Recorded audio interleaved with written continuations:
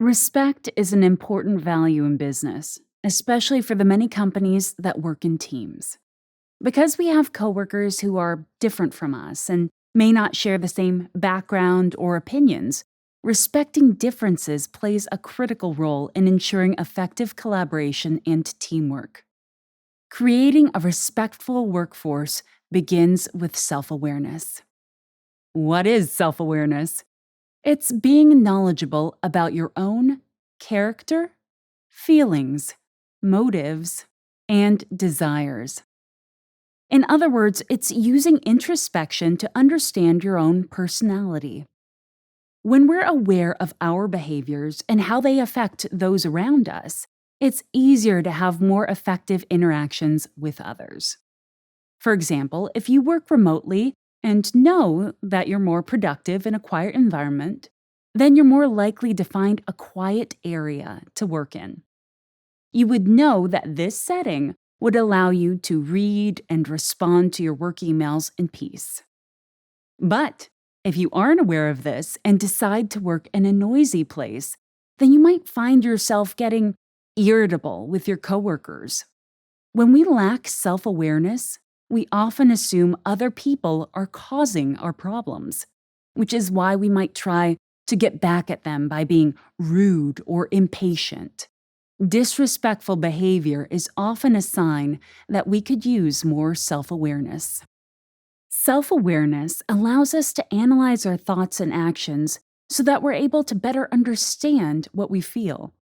This makes it easier to take care of our needs, which can help us avoid projecting our frustrations onto others in the workplace. According to research, people with strong self-awareness tend to be better workers who make better decisions and have better relationships. Let's do an exercise in self-awareness. What are your top 3 core values? And which is your most important? For example, you could say, I value my independence, integrity, and creativity. After about a week or 2, you can ask yourself a follow-up question. Did my behavior mirror my core values, even when I was upset? These 2 questions can help you and your team become more self-aware.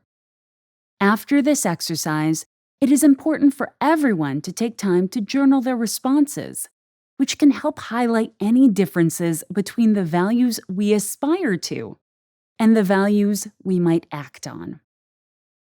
If you choose to develop your self-awareness to have a more successful work life, you can practice asking yourself what questions and avoid why questions.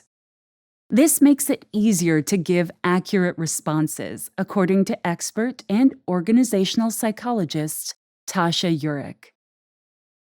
For example, instead of asking, why didn't my coworker finish their assignment? You could ask, what can I do to help my coworker finish their assignment? Also, consider monitoring what motivates your thoughts and actions. It can help to compare this with your understanding of your professional image and the impressions you give others. Then, to test your awareness, you could ask others about how they perceive you. If you're a leader, you may want to encourage others to build self-awareness.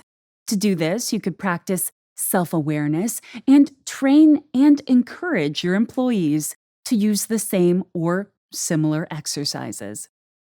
As you build self-awareness, you might uncover some assumptions you have about people around you. For example, you might realize that you like coworkers who are less traditional than others. This could come from a time you met someone who was unconventional and happened to be a pleasure to work with. We all have associations and biases about others, sometimes referred to as implicit or unconscious biases. Self-awareness allows us to identify and confront them. As you learn to identify possible patterns of inaccurate thinking, being more self-aware will help you distance yourself from these thoughts.